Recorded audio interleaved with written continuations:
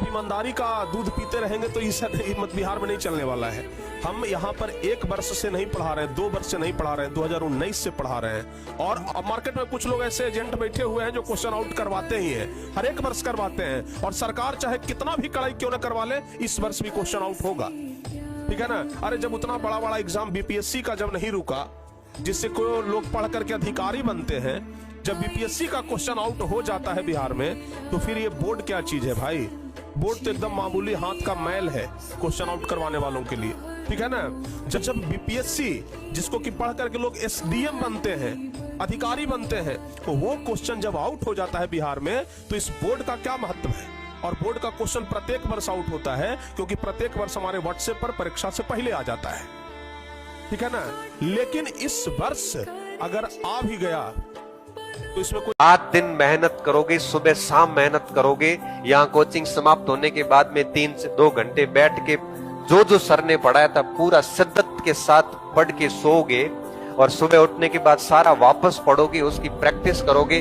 फिर कोचिंग आने से पहले पढ़ के जब वापस कोचिंग आओगे, जब ये सिलसिला 7 दिन चलता है या 1 महीना चलता, तब अंदर से कॉन्फिडेंस अपने आप आता है कि इस बार देखना अलग कहानी होगी। ये कॉन्फिडेंस ऐसे हवा हवाई बातें करने से नहीं आता कि आप पढ़ाई बिल्कुल नहीं करो, किताबों को छुओ नहीं, रिवीजन किया नहीं, प्रैक्टिस की नहीं, और कोचिंग आने से पहले पढ़ के आए नहीं, कोचिंग में जाने के बाद वापस पढ़ा नहीं, और आप कॉन्फिडेंस की बात करते हो। कभी नहीं आएगा बेटा, कभी नहीं आएगा। ये आत्मविश्वास भगवान ने इतना व्यवस्थित तरीके से प्लानिंग करी है कि उसी के पास में आएगा जो मेहनत करता है।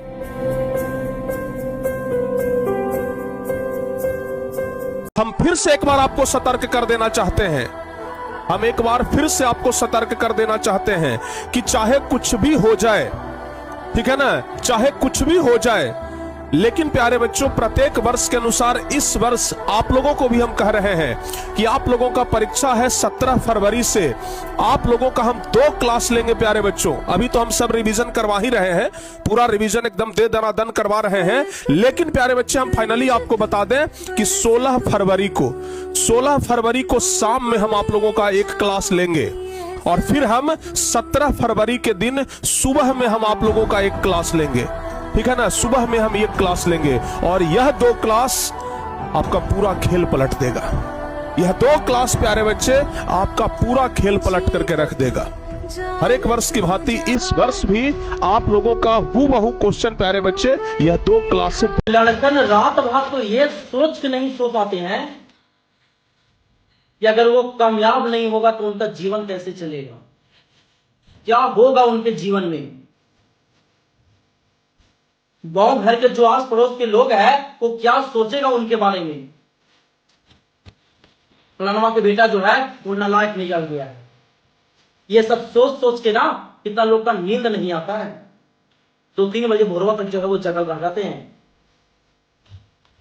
समझे भाई। ये व्यक्ति क्या करके मानेंगे मुझे तो खुद भी नहीं पता है। मतलब कोई इतना ज्यादा डेडिकेटेड बच्चों के लिए कैसे हो सकता है। अब आप बोलोगे किसकी चर्चा कर रहे हो, वही गुरुजी आपके जिन्होंने 1 दिन के अंदर लगातार मेरे भाई 12 घंटे की रिकॉर्डिंग की। और 1 दिन की वीडियो में आपको ये बता रहा हूँ, 12 घंटे 40 मिनट की रिकॉर्डिंग करके 100 रूल्स ऑफ ग्रामर्स दिया, जिसने इंटरनेट पर एकदम तबाही मचा दी है। 1 दिन के अंदर में 50,000 से ज्यादा बच्चों ने इसको देखा, और जो प्यार इस कंटेंट को दे रहे हैं वो लाजवाब दे रहे हैं।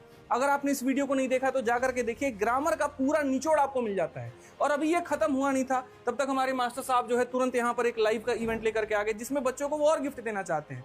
तो हम तो यही पूछेंगे कितना गिफ्ट दोगे भाई। मैं किसी को नहीं कहूंगा, लेकिन मैं आपको जरूर कहूंगा, क्योंकि पेपर आपका है तो आपको अपने हित सोचना पड़ेगा, आपको अपने लिए पढ़ना पड़ेगा। और हर किसी की कैपेसिटी भी नहीं होती है इतना अच्छे लेवल का पढ़ना। इसलिए कल के सेशन में देखो 3000 या 3200 के करीब में बच्चे लाइव थे। अभी मेरे भाई 2000 भी अभी नहीं पहुंचे हैं। क्यों? क्योंकि मिश्रा जी क्या होता है, जैसे जैसे लेवल बढ़ता है ना तो बच्चा वहां दम तोड़ना शुरू करता है। यही जनरल कंपटीशन है। नौकरी सबको चाहिए, मेहनत किसी को नहीं करना है। बट मैं उससे कोई फर्क नहीं पड़ता है। मुझे 5 बच्चा भी देखे तब भी मैं उसी तरीके से पढ़ाऊंगा, और 5000 या 5 लाख भी देखे तब भी उसी तरीके से पढ़ाऊंगा। कारण है जो भैया सिलेबस है वो आपको करना है, सीधी सी बात है। This is the demand of the paper and you have to do it. करना पड़ेगा दोस्तों। एक बार नहीं 100 बार टूटेंगे, पर जो फैसला ले लिया उस पे बाज बनकर टूटेंगे। कहते हैं सर आंख में नींद आ रहा है। सर आंखों में नींद है पर सोना नहीं है। आंखों में नींद है पर सोना नहीं है। यही वक्त है बच्चों जीवन में जहां कुछ करके दिखाना है आपको। तो नींद को त्यागिए, नींद को त्यागिए। उठो, जागो, और तब तक नहीं रुको जब तक भाई साहब, जिस समाज में हम लोग जी रहे हैं ना, इस समाज में लोग सामने से तो बड़ा मीठा मीठा बोलते हैं, सामने से बड़ा तारीफ करते हैं, लेकिन मेन षड्यंत्र पीठ पीछे करते रहते हैं कि अगला आदमी को कैसे गिराना है, अगला आदमी के बेइज्जती समाज में कैसे करना है ना। अब बेईमानी के जहर घोल के जगह जगह छिड़कते रहते हैं। भाई साहब, ऐसे लोगों से लोग मेरी हार का इंतजार कर रहे हैं माधव, और अच्छा लगे तो लाइक सब्सक्राइब प्लीज करते रहिए। उन्होंने मुझे लड़ते हुए नहीं देखा। आपको टाइम पर वीडियो करते रहेंगे। मैंने हार से वादा किया है, प्लीज ज्यादा एक ऐसी जीत का सौदा किया है। खामोशी कुछ वक्त और है, बस मैंने जीत के शोर का पक्का इरादा किया है। कहते हैं प्यारे बच्चों, देखिएगा आज का मोटिवेशन आपके लिए बड़ा जबरदस्त है कि आज तू किताबों का दीवाना बन जा। कहते हैं कि आज तू किताबों का दीवाना बन जा, कल ये दुनिया तेरी दीवानी बन जाएगी। अगस्त, सितंबर, अक्टूबर, नवंबर, दिसंबर, 5 महीने हैं तुम्हारे पास, और 5 महीने किसी भी गोल को अचीव करने के लिए मोर देन इनफ होते हैं। अगर अगले 5 महीने में तुमने अपनी लाइफ की पीक मेहनत कर ली ना, घिस दिया ना खुद को एकदम, ये मेरी गारंटी है कोई भी सपना हो वो पूरा हो जाएगा। इस समय को बर्बाद करोगे तो समय आपको बर्बाद कर देगा। ये सोशल मीडिया धीमा जहर है, तो धीरे धीरे आपकी हालत ऐसी कर देगा कि आपको कुछ भी समझ में नहीं आएगा, पूरा दिन मोबाइल स्क्रीनिंग में रहोगे। इसलिए कोशिश करिए, हर दिन प्रैक्टिस करिए कि इसका लिमिटेड यूज हो। नहीं तो क्या होगा, भारत की आबादी 1.5 अरब होने वाली है, कोई फर्क नहीं पड़ता, उनको योग्य व्यक्ति मिल जाएंगे, आप यूं ही भटकते रहोगे।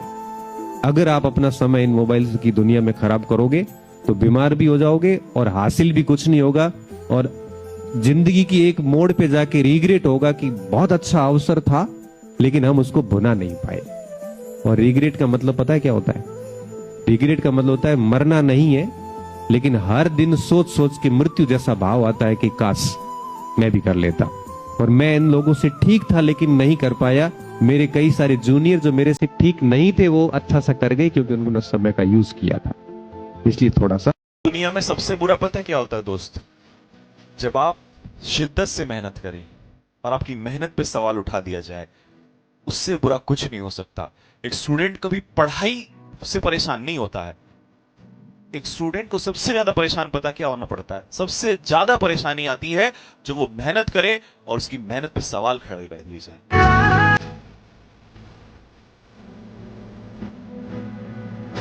जो आदमी साहब पागल, जिसको लग गया कि मेरे को कुछ चाहिए, आपको उसको देना होगा। ब्रह्मांड ना बोल ही नहीं सकती।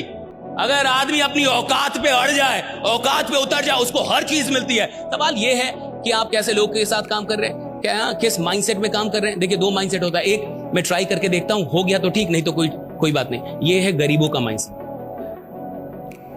इसको मैं गरीबों का माइंडसेट बोलता हूं कि मैं ट्राई करके देखता हूं, हो गया तो ठीक, और नहीं तो कोई बात नहीं है, तो नहीं होगा। और एक होता है चैंपियंस का माइंडसेट कि भैया मैं इधर ट्राई करने नहीं आया, मैं इधर रूल करने आया हूं। एक दिन दुनिया को मेरा नाम जानना होगा, राइट? जितनी मेहनत करनी पड़ेगी करूंगा, लेकिन अगर खेल में उतरा हूं तो खेल बदलने वालों में मेरा नाम शुमार होगा, राइट? इस आदमी ने खेल बदल, ये अलग माइंडसेट। ये